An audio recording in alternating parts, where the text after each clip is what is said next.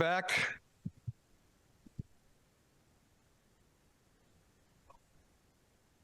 It again gives me tremendous pleasure to introduce the next two presenters. Dr. Miller, Dr. Claudia Miller is going to be tied in electronically. She's not here physically in presence, but she's here intellectually, emotionally, spiritually, with a wicked sense of humor, and she knows stuff. Yes. And then we have Carl. Terrible joke. Okay, Carl knows indoor air quality. Unbelievably, I've known you, what, 20 years? Yeah. You know, long time. I've been coming here that long. And so without further ado, I'm going to get you to talk about you and Claudia and have Dr. Miller. And by the way, she's from the University of Texas. They have some kind of a football team. I think they're called the Shorthorns.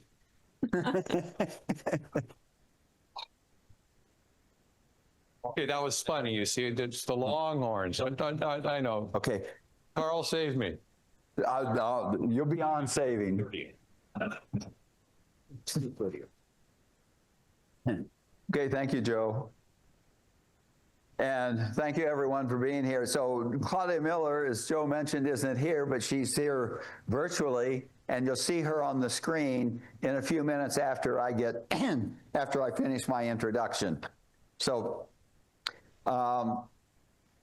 we changed the title just a bit from disasters affecting buildings and people to advance it a little bit, excuse me, to the 21st century building science and what we have to do to get there.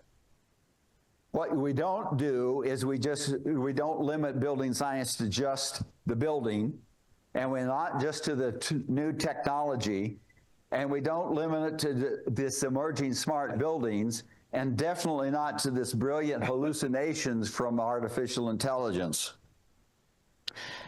It's indoor environmental quality is the next step. And I've got quality bolded and underlined because quality is not a measurement of the building. Quality is an effect on the person. And we have to stop ignoring this historical blind spot about IEQ, which is the people.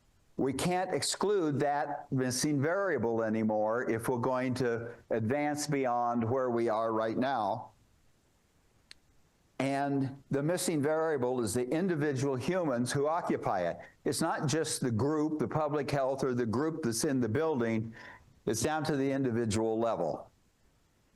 That's because buildings affect people, and people affect buildings, right? Duh, okay? It's the interactions, and this is key. If you look at just one part of an interaction, you can only go so far, and it's with that variable. It's with the building, or if you look just at the people, it's just the people or the person. You have to look at both and consider both as an interaction. But first, Dr. Miller and I are not building scientists, but we do understand Joe's major #1 rule, and that's don't do stupid stuff. Okay? So the other thing that I remember from Lou Harriman, years ago was, he said, Carl, do you understand how buildings get wet inside? And I said, yeah, leaks, condensation, vapor pressure, psychrometrics. Yeah, that's part of it, but it's not the whole story. He said, buildings get weak because moisture comes through the cracks of disciplines. Okay, so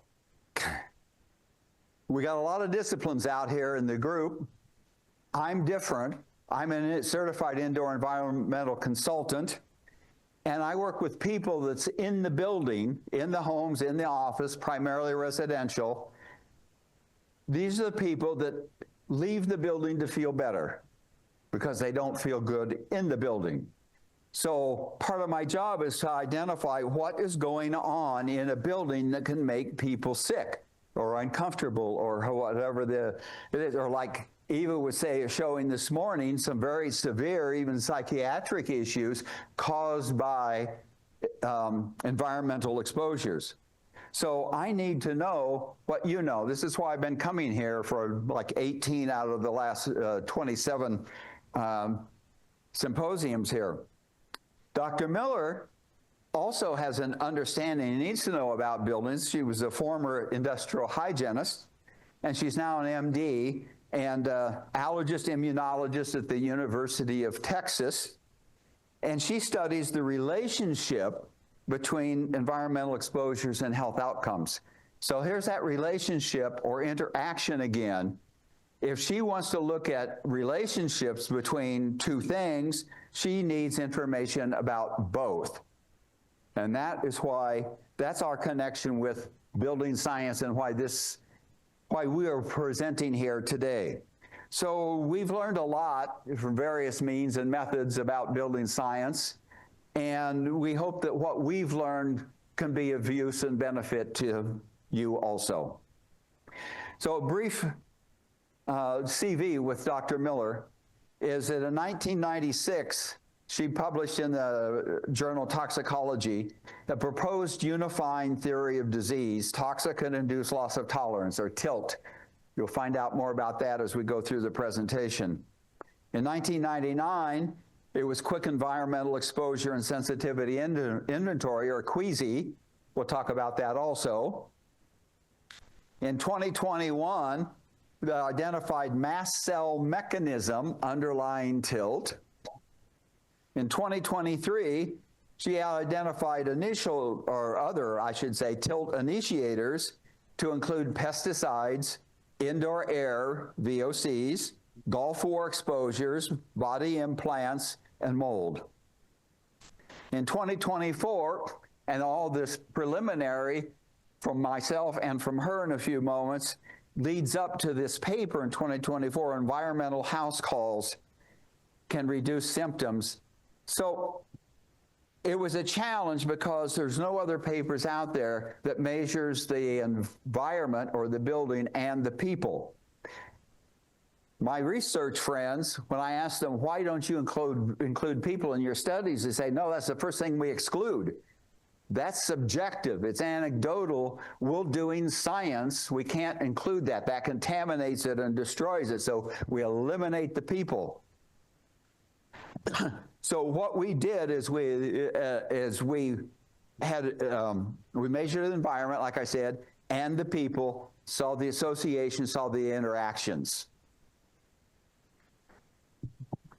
And further, in 2024, analysis of data that she had found that high chemical intolerance, above about 55 on the QEASY score, they had a 5.7 times increased risk of having a child with autism or ADHD.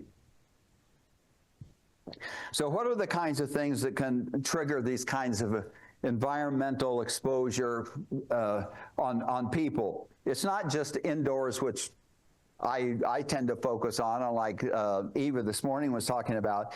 It's the outdoor too, which comes from the title of our presentation also, the original title. It's the extreme weather events and flooding and so forth, but it's also the petroleum combustion and other exposures to petroleum, whether it's a combustion or not. If it activates the mast cell, then that results in multi-system effects, not just one or two, but any of several different systems in the body, each of which can produce multi-symptoms. So you've got this cascading effect of complexity from all these sources through a gateway into different systems, each one with different symptoms, and some of which overlap. So it can be really complex. So I'm going to back down now from the overall picture, because I deal with individuals. What is your experience? I'm not going to embarrass anybody, and we're not going to talk about just regulatory hazards or the factors, the fundamentals of the indoor environment. We're going to do a brief group exercise. It's going to be very simple. I'll ask a question, you raise your hand. So the first question is, do you dislike cigarette smoke? If you don't like cigarette smoke, raise your hand. Okay, just about all the hands went up. Okay, now, if cigarette smoke is disgusting, it makes you sick, you've got to get away from it, raise your hand. Okay, so look around. Look at the difference in the variation.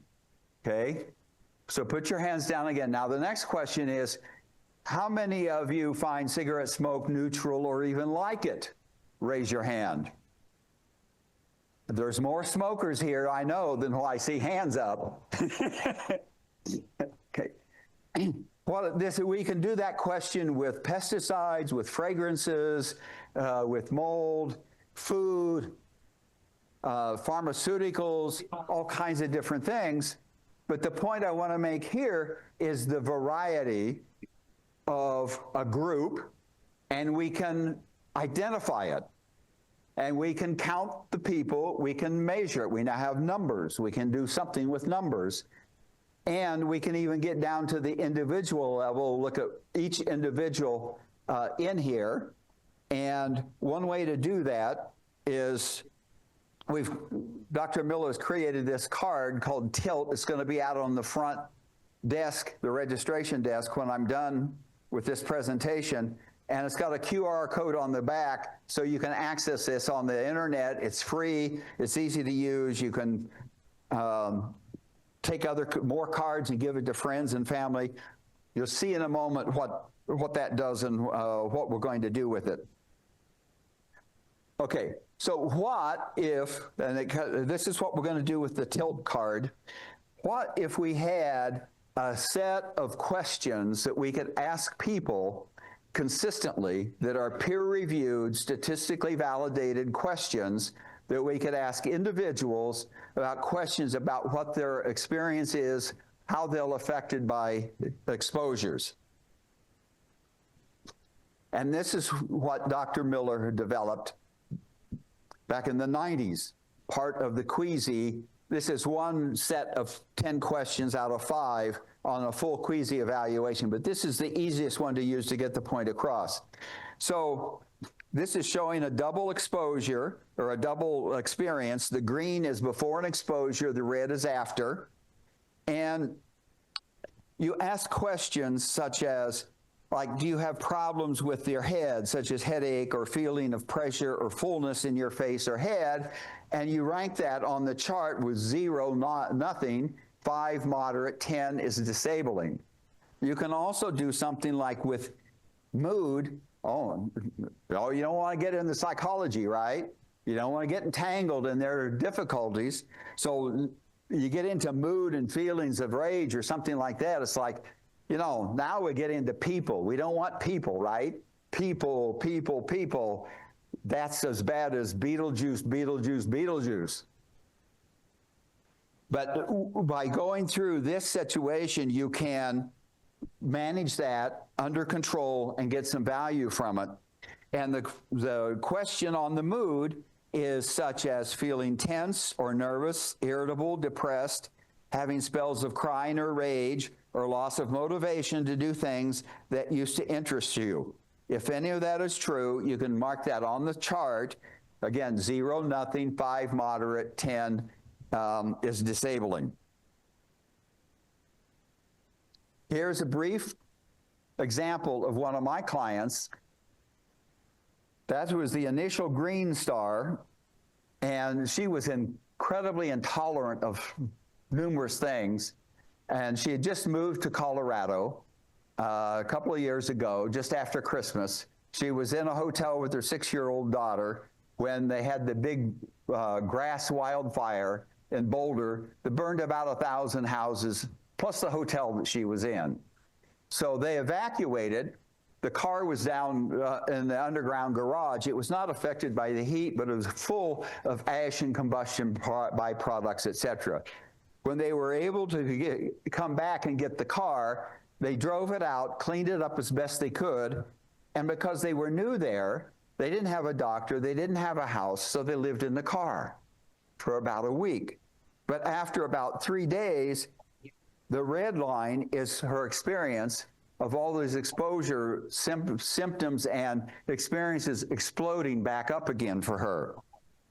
If you put those together, you can see more clearly just the contrast between the two. What is there to not understand about this? Now, it's not a proof, it's not statistical, but it's a demonstration of what happens to people, similar to what Eva was talking about this morning that she's experienced with her clients. So what happens now after an intervention? Either you remove the source or you remove yourself from the source. This is the blue one on the right now. So after 2 months, this is the reduction of the symptoms for this person with just stopping the exposure. You put those together and you can see, again, a better contrast of which ones were a slight reduction, which ones were a large reduction, and over there on the lower left, the GI, that's the gastrointestinal, that didn't change after the exposure. It was okay before the exposure, it increased, and then after the exposure, it didn't. So that was consistent with the narrative that she gave to me, and that's also where the doctor, when she found the doctor, that's where the doctor focused on. So this has some value in several different ways. So you put the two together, and you can see very clearly the before, after, and then the after exposure, and after they stopped the exposure. One key difference here is that some of these symptoms may not change, and if you see like the GI, GU, skin, MS, and NM, neuromuscular, they don't change. So that means that the exposure didn't change their experience. So the exposure is not part of what is wrong with them or what they're feeling, what they're experiencing. So they can start separating things out that way. It also means that as a contractor or as an inspector, one of the common challenges we have is after we do our job and we say everything's done, it's clean, it's verified, etc., they say, no, you're not, you missed something, you're wrong, I still have the skin rashes, I still have the musculoskeletal symptoms or whatever it happens to be. At that point, you're lost. You can't win that argument. But if you do this before you do the inspection, before you do the remediation or the restoration work, then you can come back and say, well, first of all, you don't say, oh, look, you said, no, that's an accusation. You come back and say, okay, according to what we have on the chart, these things here, according to your experience, weren't affected by the exposure. So therefore, it's not affected by what I did or didn't do. When I first started doing this about 12 years ago, I was very hesitant to say anything like that for fear of an argument. But once I put it that way, it was like, oh, I get it, I understand, thank you. So it's not only does it help them to understand, but it's also a first level of liability protection for you. So what we've been talking about with this toxicant-induced loss of tolerance, which is what tilt is we see the symptoms and the occupant experience up on top. If we think of it as an iceberg, that's where the symptoms and experience is. Doctors is the Titanic going down, and the diagnosis of the symptoms, our experience of their behaviors and what they tell us is up there at the top. But what's really going on is down below. This is where the exposure occurs. This is where the person is and becomes susceptible or hypersensitive, even with continued low-level exposures, the triggering event. That's what Dr. Miller is going to talk about for the rest of this presentation. Okay. Claudia, it's all yours. Thanks, Carl. That was a great introduction. And I just want to thank specifically Joe and you, whom I've had the pleasure of knowing for probably 30 years, and also the audiovisual folks, because to do this long distance is not simple stuff, but they've really made it happen. And I want to call out Eva for her presentation. 30 years ago, I was trying to teach doctors, and I can appreciate the importance and how difficult that is. And you gave a great example of a very difficult client, patient, the same thing to me, and how hard it is to communicate. So the goal of this is to help bridge that gap that Carl just described between the patient, your work, and then what the physicians are seeing. And so I was an industrial hygienist before I became a physician, 12 years working, teaching people in OSHA and so on. And then I got sick, actually, from a organophosphate pesticide exposure in my own home, and my cat died, and doctors couldn't explain it to me. And at that point, I decided to go to medical school into allergy, immunology. And what I learned finally, and this is only in the last couple of years, is about mast cells and what they do. What you're going to see right now is a little film. It's from Japan, and it shows mast cells, which are white cells that are very rare in the bloodstream. They're mostly in tissues, and it's all the tissues that are contact with the external chemical environment. So it's not only the lungs and the skin, but also what we call the olfactory limbic tract, which is the connection between your nose and your brain. So here's mast cells encountering something that's foreign to them, and they release all their mediators, which include things like histamine, a lot of histamine, and then multiple other kinds of, we call them mediators. So these are just molecules that communicate, and they communicate locally, so in the lungs or the skin, but they also communicate and release mediators that affect distant mast cells. So if a person has anaphylaxis, most of their mast cells would degranulate at the same time and trigger symptoms. This is Paul Ehrlich, who actually identified mast cells using a special stain back in 1877. I know 1877 because 100 years later exactly is when I got sick, so I remember that date. A couple of mast cells that he described are just those little blue blobs here, and they didn't use a stain that we use today, which is H&E stain. They used a special blue stain. And until he used that stain, he couldn't see these things either. And so going fast forward to now, if you order a tissue sample from someone, for example, their lungs or the skin, you have to order special staining to even see these things. And most doctors will not know to order it. So that little video I showed you of the mast cells degranulating, most doctors have never seen that in their training in medical school. They don't know what I'm going to tell you, so you're going to know more than probably 99.9% of physicians by time we finish this discussion. So mast cells evolved to protect our internal milieu from the external chemical environment. And they originally developed over 500 million years ago in vertebrate fish. And people did not come along until roughly 300,000 years ago. You can see that.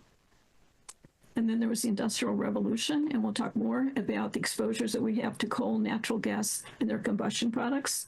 Freud, actually, I studied psychoanalysis after I finished my training in environmental health because I was wondering what the psychiatrists are thinking.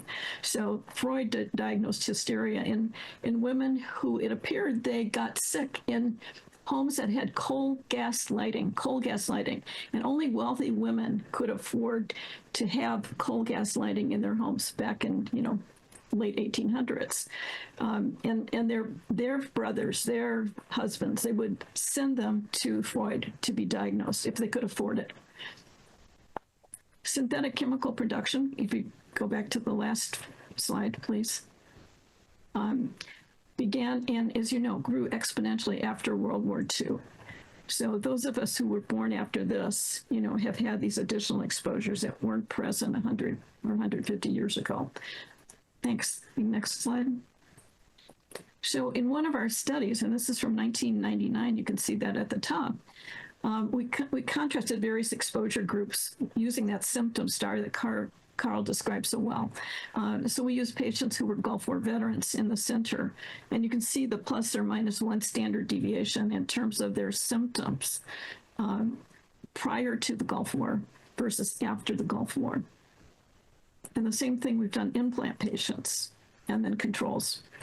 And here's from one of the early papers where we contrasted people who had an organophosphate exposure versus those who got sick after remodeling in VOCs.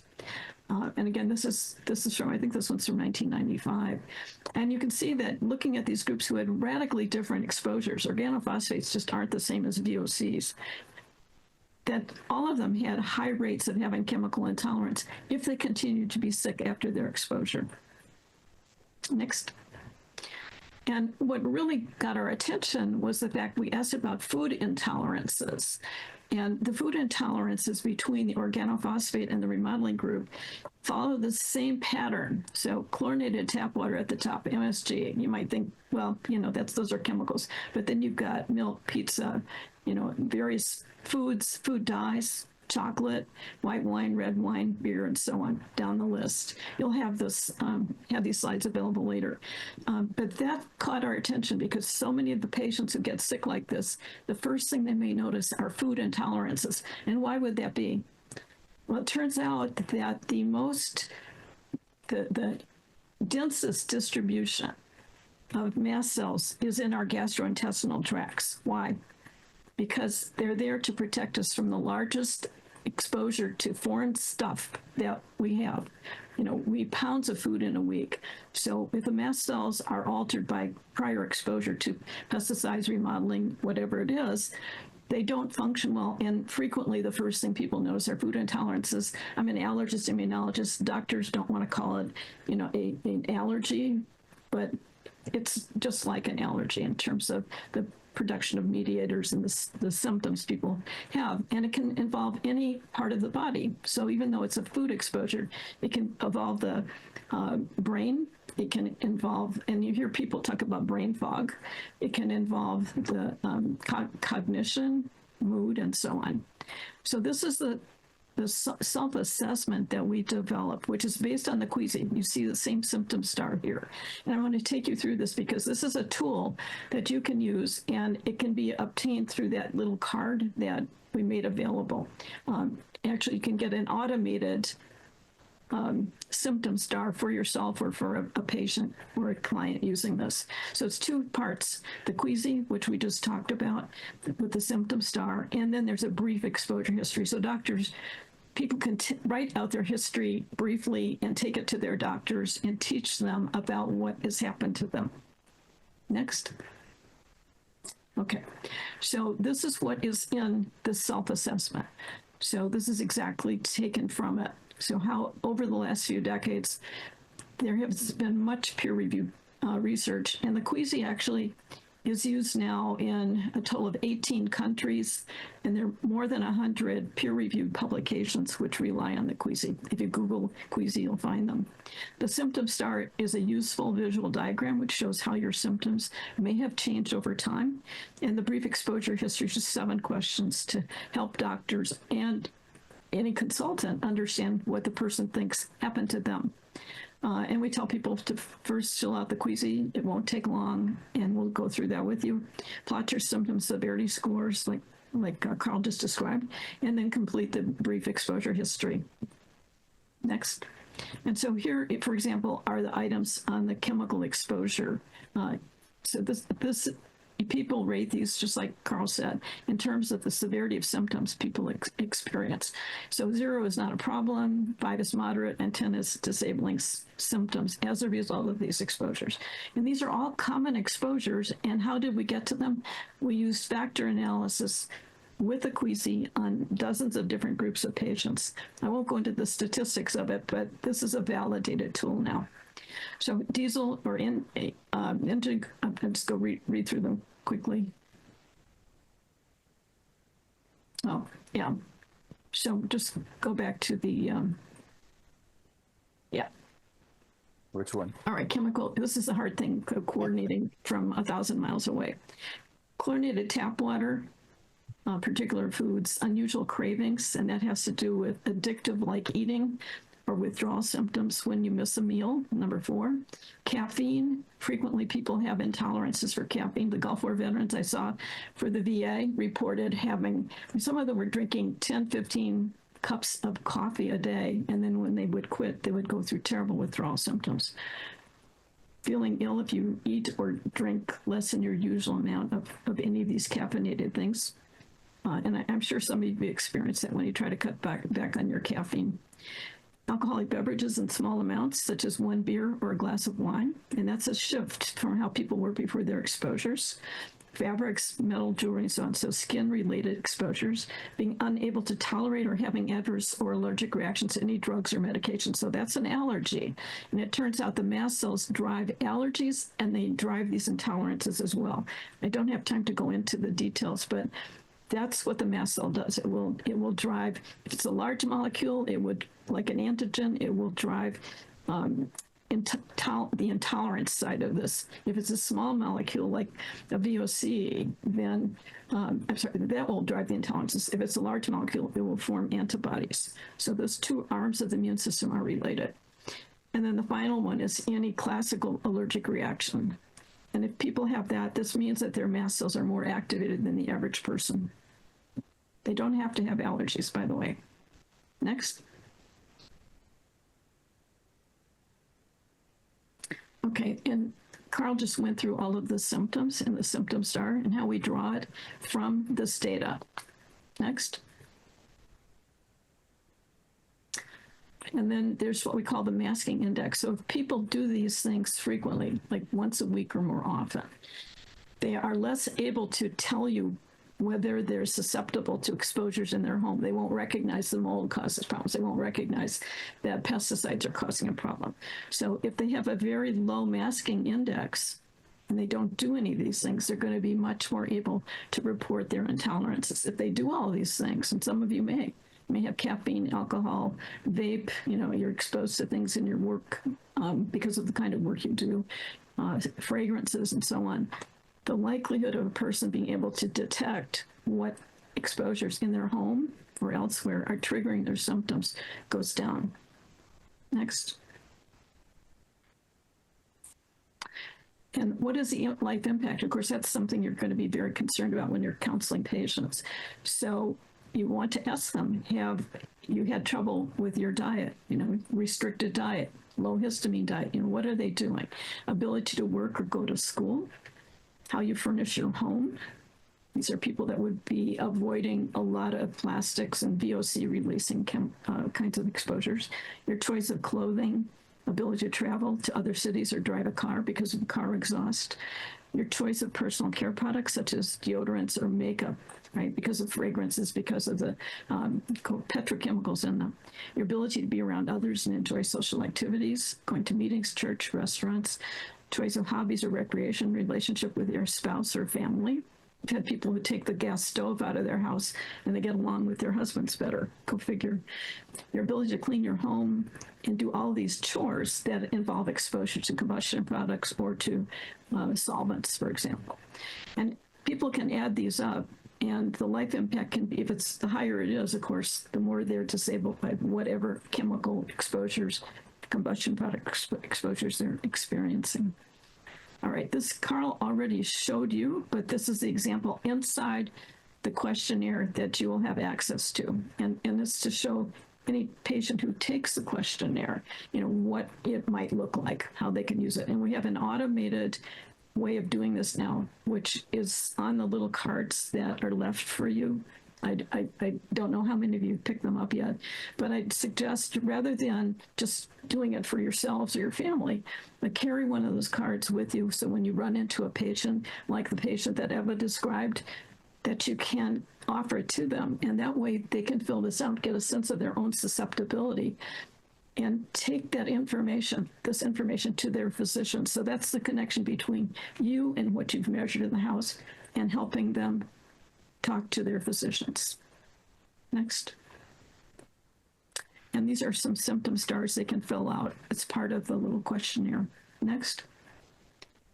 And finally, this is brand new data, but we use in a huge population-based survey the Queasy and asked people about whether they had a child with autism or ADHD. And what we found, if we add up these numbers, right, the higher they score, the greater the risk of having a child with autism. And if it's top 10th percentile versus the bottom 10th percentile of adults, then the risk is like 5.7 times, almost 6 times greater for the people in the top 10th percentile. And then in terms of ADHD, it's double the rate if you're in the top 10th percentile versus the bottom 10th percentile. And here's some ratings that can help you explain the susceptibility. This is there for the patient and also for their doctors. And here's an example. So we talked about diesel and engine exhaust tobacco smoke and so on. If they score them the way that's marked here in yellow, then they'll get a total score. I think this one is 55. I can't quite see the bottom of it. So if that total score is 55, they're in the high risk group, no question. And there's a table in our autism paper, which actually helps people identify whether they may be more susceptible. And what's the advantage of that? Well, the advantage is that you as consultants can go into their homes and help them identify exposures that may be contributing to their problems. And the exposures may be, as we found, in the parts per billion level. And we've taken air samples in homes to demonstrate that relationship between their exposures and their intolerances and susceptibility. We'll show you some of that data here in a second. Next. Okay, and this is the second part of the Queasy, or the self-assessment. So we say doctors have limited time to spend with each patient, right? No surprise.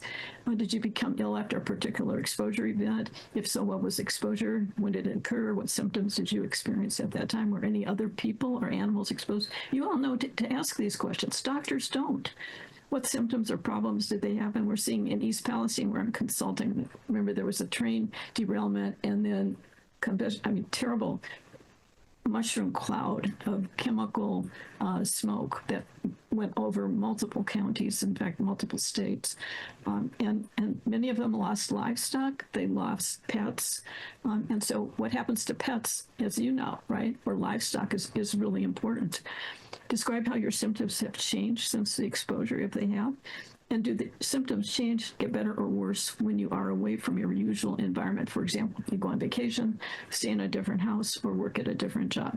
Many of the people in East Palestine now cannot go back to the house that was contaminated with the combustion products from that terrible chemical fire, included, vinyl chloride, but then all kinds of creosols and other chemicals, complex aldehydes and so on. And we took air samples inside homes where people cannot go back and reoccupy their homes. Their homes are totally contaminated by these combustion products. And as you know, there can be, those combustion products can contaminate inside walls, almost anywhere inside a home. But when the people try to go back, those combustion products are there. It's like going into a room occupied by smokers before. So you're getting third-hand smoke. But this third-hand smoke involves chemicals. It's much worse than your average third-hand smoke. Okay, next. So these are two papers that we worked on together. Carl worked on the second one, but this is published in Primary Healthcare Research and Development. It's a journal geared to people who are teaching family medicine, right, in Europe. We could not get this published in our own country. And this is a leading journal in the UK. So they published this, and then subsequently we published our data on the house calls. And I'll explain more about that in a second. Next slide. So here you see Carl Grimes. I'm a senior author, which is why my voice isn't so good either. I'm old. But anyway, senior author on this. And these are the folks who worked on doing the environmental house calls. And we have a whole protocol, which is described in these two papers, looking for air fresheners, personal care products, and so on. Things that you guys know about, but maybe, not always thinking that it's so low level, how could it hurt anybody? Very, very low level. And I'm talking, we measured part per billion levels in these houses. Next. Okay, so I'm going to go through one case. There are three of them in that second article. 8-year-old woman who had worked as a house cleaner for 16 years, progressively worsening symptoms, including headaches, abdominal pain, cramping, memory difficulties, fatigue, coughing spells, everything, right? Muscle pains. And she identified when she was exposed to multiple Synthes cleaners. Now, these are patients that are routine in family medicine. We didn't recruit people that knew they had chemical intolerances. So she also developed intolerances for combustion products, including smoke from cigarettes and from cooking and grilling. She said her exposures led to depression, irritability, and worsening headaches, cognitive and respiratory symptoms. Ultimately, her symptoms were severe and forced her to leave the job. So prior to our house call, well, actually during our house call, the first house call, so we did 2 house calls, the initial one, and during that time, we saw multiple symptom cleaning and personal care products throughout the house. Candles were present in the bedrooms and living room. Mothballs were found in a closet. It's not surprising, but maybe you do, and maybe you don't look for those things. The intervention, we did a detailed action plan discussed during our 3rd visit. We actually did a total of 5 visits. 4th visit, a second walkthrough, follow-up air sampling, and we had re-administered the cuisine or to document any changes in symptom severity, just like Carl showed. Next slide. Okay. And here's prior to the environmental house call, the red, how severe her symptoms were. And after we had counseled her and done the environmental house call, you can see how much her symptoms improved. Next. And here's the GC mass spec. Prior to the house call, what was present in the air in the house, and this is just a general sample, showed multiple personal care and alcohol products, many of them obviously, solvents, and fragrances and terpenes came out here on the GC mass spec. And look how many peaks there are. Paints and coatings, and then very specifically moth crystals and mothballs, which, as you probably know, are 2 different substances, but on the GC mass spec, they came out prominently. And we counseled this family, the whole family, because you really have to talk to the whole family, and got them to stop using those things. And you see how much improvement there was, not only in her symptoms, but also in terms of the measurable VOCs, and this is, again, parts per billion kinds of levels of these fragrances and so on, and solvents. And now we've done this in East Palestine too for combustion products, which is a little bit different analysis, but seeing the same thing. If people get sick in the home, they have higher levels of things like cresols and complex aldehydes. Next. So one of the patients, and I'm not going to show you his data, but it's in the paper, got very sick after they moved to their new home, his retirement home, and this is in South Texas. And when we did the inspection of the house, this is what we found in the attached garage on the left. And apparently she got a lot of free samples because she was volunteering for different things. And you see, you recognize the products that are there. And that was, we could measure that inside the house. And their solution to this, which I thought was very clever, is they built a shed and they took all the stuff which was in the attached garage and put it into this shed. The only problem was the location of this is next to a field, an agricultural field, which is, sadly, it is occasionally sprayed aerially with pesticides and herbicides. So, counseling someone to avoid exposures is a complex business. I know you understand it, but you want to be able to measure at the parts per billion level. This is GC mass spec if you're dealing with one of these patients, and be very careful about counseling them. Next. And so Carl showed this. This is toxicant-induced loss of tolerance in the middle initial exposure event. And here are all the things that happen. Some of it, if you go clockwise from all of these petrochemicals, you see that it's contributing to extreme weather extremes, frequent severe thunderstorms. And then you get the flooding, runoff, toxic mold, toxic algae, and those affect mast cells too, because that's what they do. They respond to foreign things that evolutionarily were not there previously. And it's affecting other species too. And so you get mast cell alteration sensitization. It appears that the alteration is at the DNA level, and we're getting transgenerational, going through multiple generations, epigenetic alteration of mast cells. So I think probably those terms are probably really good in terms of trying to snow a patient. I wouldn't use them, but it's truly complex. So it's initiation, exposure events, and subsequent triggering once people's mast cells are altered. And you can see the kinds of symptoms that people report. And these are the places in our body where we're heavily exposed from the external environment, whether it's in our homes or living next to an agricultural field or getting a breast implant. All of those things are foreign substances. And this is what happens. Next slide. So this is I really love this because if you look back toward the Industrial Revolution, I mentioned Freud and what happened back in the 1800s. Industrial Revolution began, in the 1700s with exposures to combustion products largely from coal. And then over time, we had oil production, and then you hit World War II, and you have synthetic chemical derivatives that begin to be produced. So it's this last few generations that are being most affected by these exposures, and often inside their homes, where we get the highest levels of exposure. And climate change is occurring, so we've got toxic mold and algae.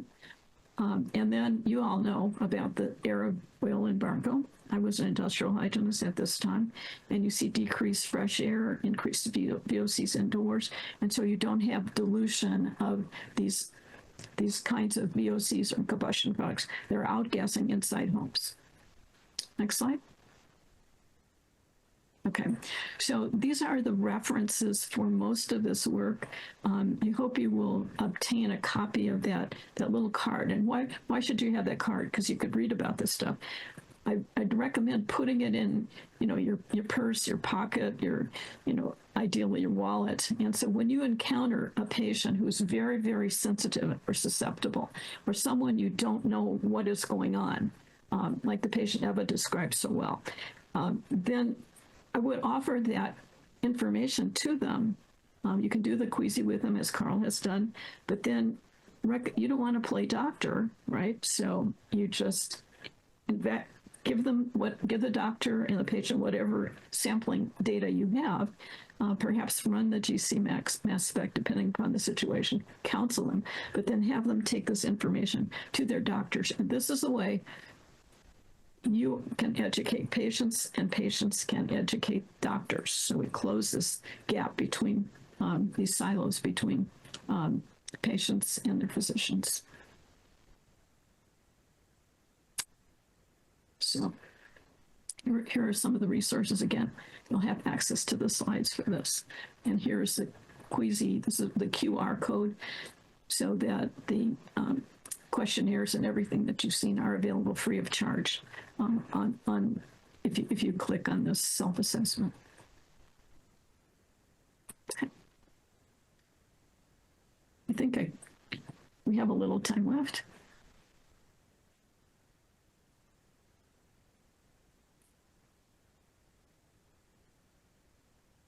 Any questions? Thank you, Dr. Miller. Can she hear us? Can you put the QR code back up, Carl? Huh? Can you put the QR code back up? Yeah.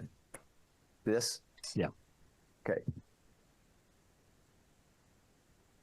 I've worked with you for many years. You have a process about trying to help homeowners determine more about their home by trying to get them to seal some stuff up and leave. Can you kind of talk us through? It's a real simple process, but I've used that to guide other people as to try and figure out what are some issues in their house. You're with me? Yes. Well, when we do our house calls, we ask people to close up the house for at least 24 hours. So it's a really important point, because then we can measure the levels under not ideal circumstances. And again, we do that pre and post your intervention.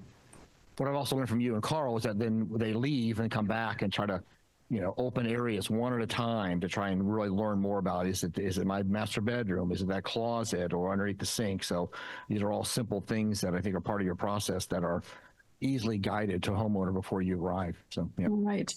Exactly. And so when people learn about these exposures and start removing them from their houses. And this could be done virtually in terms of teaching. Once they do that, they unmask. So that means that the background exposures and their symptoms decrease. And then when they re-encounter an exposure, whatever it is, this to tell me to stop.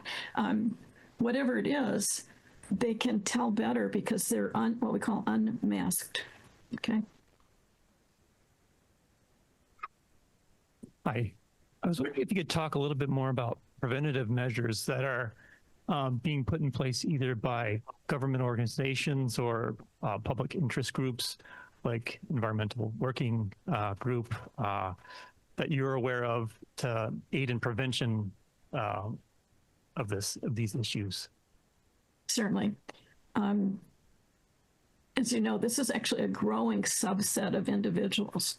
And they understand. So if they've had an exposure to a pesticide or an exposure to breast implants, exposure to mold, they understand toxicant-induced loss of tolerance. There have been other names people have used, but people don't understand. Gulf War veterans don't understand some of the other names, but because it's describing the two stages, toxicant exposure, they'll remember, and then loss of tolerance for chemicals, foods, and drugs. Then they understand, they will relate to it. So now we have many exposure groups. The most recent papers we've done have been, again, more on implants, but mold as an exposure. And mold, by the way, was not on my radar screen nor my colleagues' radar screen prior to when we wrote our book, right, in 1989, chemical exposures, low levels, and high stake. That wasn't even on our radar.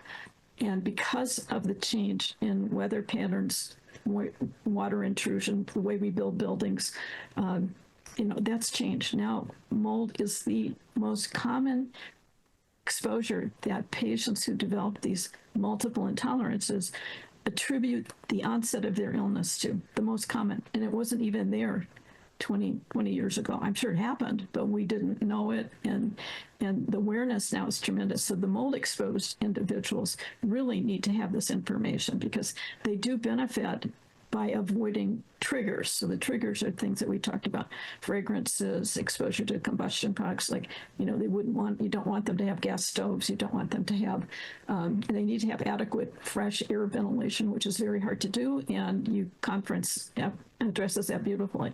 Like, how do you improve the indoor air? The patients who are this susceptible, this sensitive, they have a prior history. This is a way to obtain that history. And you can benefit them most by using this information that they can take to their doctors and to their families. Then they feel like they've been heard, they've been understood, and their doctors are starting to learn too. So physicians go to medical school, everything we've talked about, they've never heard of. I mean, really. I teach a lot of physicians in a lot of groups, and public health folks that are going into East Palestine, for example, don't understand this either. And they tend to dismiss these symptoms in response to very low level exposures. So we're no longer dealing with dose response toxicology, which is what you and I learned in our training. And this is very difficult for toxicologists and other physicians to get this. It's a sensitization phenomenon involving mast cells, which evolved to recognize very low level exposures, and they're being altered by our environment in things like any kind of implants, exposures to gas stoves, all of these things that we've done, they're altered, and then they start to respond to things that were never a problem for them and don't bother most people. But the numbers of these individuals are increasing. In our survey prior to COVID, 20% of adults in this country reported intolerance and fit what we call the Queasy criteria for chemical intolerance.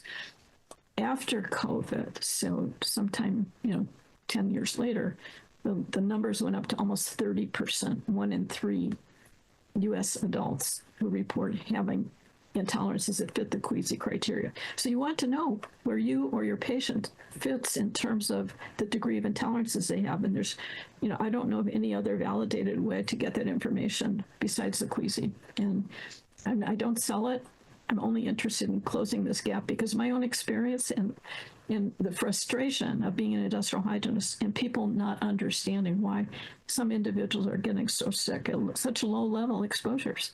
All of our, in East Palestine, government went in, and I know many of these people from EPA and NIHS, they went in with direct reading equipment to measure the levels of whatever indoors, VOCs indoors. Well, direct reading equipment doesn't get you down to that part per billion or microgram per cubic meter level. This kind of air sampling does, but it has to be collected correctly, close up the house, and then send it to a lab that can analyze this. And if you do it pre and post exposure, this is where we're able to teach patients and their doctors that this, especially the cognitive problems, are not psychological. It can be at times, no question, but you have to rule out physical, chemical causes first. Any other questions? Yes, I have a question. So, first of all, this is very real to me because my own mother has a lifelong sensitivity to organic solvents from a job she had when she was 20, and it was triggered just 2 weeks ago with like half a cup of spilled turpentine in the basement. But my question is, you just mentioned COVID, is about the mast cells. Are they affected by viruses? Is there any connection there? Yes. So many things, infections, drugs, VOCs, pesticides, all of these things. Think of mast cells as the most sensitive sensor in your body, which is trying to protect you from any foreign anything in the environment. It may be food additives or even foods once people develop these intolerances. Can I ask if you know if she has any food intolerances or drug intolerances? He said no. He said no. Okay. So it doesn't have to be there. It can be strictly chemical. And the example you gave is an excellent one. I hope this might be helpful to her to communicate with her doctors. How has she been treated by her doctors? I mean, this is where the gaslighting goes on. Maybe we could have a show of hands, which I can't see, but Carl can. How many people have dealt with individuals who report these, extremely low levels triggering their symptoms? Are you there, Carl? Yeah, it was, what, maybe 8%, something like that. Yeah, What percent? maybe 8. Okay, well, I think. that's a very good estimate, right? Yeah. So, and what happens is people who are able to work like you can, going into buildings and working in construction, they tend to be less sensitive. This is more often women, and I think you've got fewer women there. And it's more often they're triggered. So how to explain this? So have you heard, I guess you've probably heard of the healthy worker effect, right? Something we talk about in industrial hygiene all the time. So people that are very susceptible, they're not going to go work in nail polish, places that get sick there, or they won't work on top of coke ovens, another group I've worked with, and they're not going to go to work in heavy solvent kinds of things or repairing roofs. They don't go there. That's called the healthy worker effect. It's the people who get sick and know that they don't tolerate those things. They don't choose those industries. They don't choose to go there. So you have a very select group of people in your audience here, and yet the people you're responding to, the occupants and others, may be very susceptible. But you all are probably, because of the occupations you chose, I mean, if you didn't tolerate being around some of these materials, you wouldn't continue. That's a healthy More questions? Thank you for your time today. My organization, Change the Air Foundation, actually had the honor of having one of your colleagues, Dr. Masri, on our podcast, and he spoke about all you all's collaborative research, and it's extremely helpful for our community. My question is, are these individuals seeing any relief? So if I'm understanding correctly, like you could have an initial exposure to, let's say, mold, and then in my mind, it kind of looks like a reverse pyramid. Then it expands to chemical intolerances, and it becomes very, very wide at that point, very broad. So my personal experience, my husband had mold sensitivity, which developed epilepsy, but now he is 5 years seizure free. So that's a healing for us. Are these individuals who are dealing with tilt and MCS and all of these chemical issues that maybe have stemmed from mold but expanded, are they seeing any relief, one, from maybe a clean environment, but like Dr. Masri mentioned, if he walks the dog and someone's dryer is on and they have a dryer sheet, like he can have a flare up. And the gentleman that just had the question before me, he says his mother is dealing with symptoms for 20 plus years. So kind of is there any hope for healing or for these individuals that are dealing with on the chemical side? What a great question. Shahir Masri, I trained him, and he was a public health student of my co-author, Nicholas Ashford at MIT. And Nicholas Ashford and I wrote kind of the seminal book in this field in 1989. So Masri gave a great presentation. He presents really well. I'd rather he present than I present.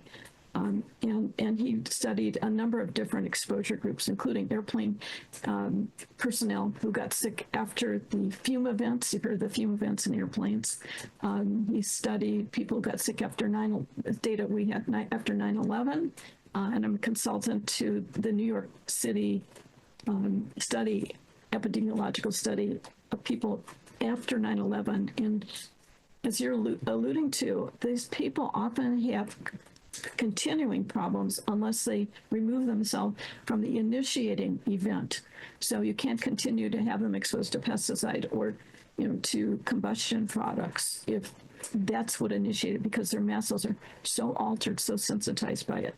What we think is happening, when I said transgenerational epigenetic changes, it's not a mutation. What happens is that chemical exposures can alter the actual, and it's not the DNA that's, well, it's the DNA that's changed. So, with DNA, you have like cytosine, and then there are adjuncts to it. So if you methylate that particular part of the genome, then it can turn off the function of that gene. So this is quite different from a mutation. You haven't altered the sequence of genes, but you've turned on or off individual genes.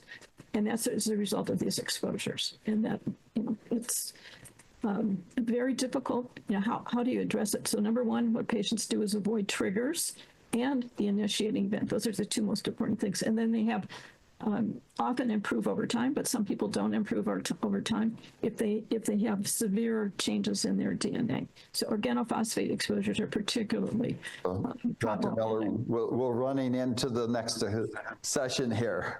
Okay. Well, We'd love to have a much more time, but thank you so much for today. and you have the references. Great.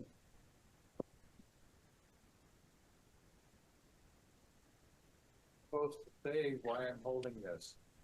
Oh, okay. So Joe is holding up a box of cards. They look like business cards. It's like in my hand. This is the card that Dr. Miller and I have talked about. It's for the symptom star. It's got a QR code on the back. It takes you directly to the website where it will automatically generate the double star after you answer the questions. And it's got 4 options. You can do before and after exposure intervention, before and after clinical intervention, or just a general history open-ended type question. So the cards will be out front on the table. Please take 1, 2, 3. We got plenty of cards, so you can use them, hand them out to people, take some to your to any of your clients or customers. Okay. And with that, I've run into people who've kept those cards for 10 years. So, and it's not exactly the same, but they keep them for when this kind of thing comes up, and it does. Thank right. you. Thank Thank you so much for this opportunity.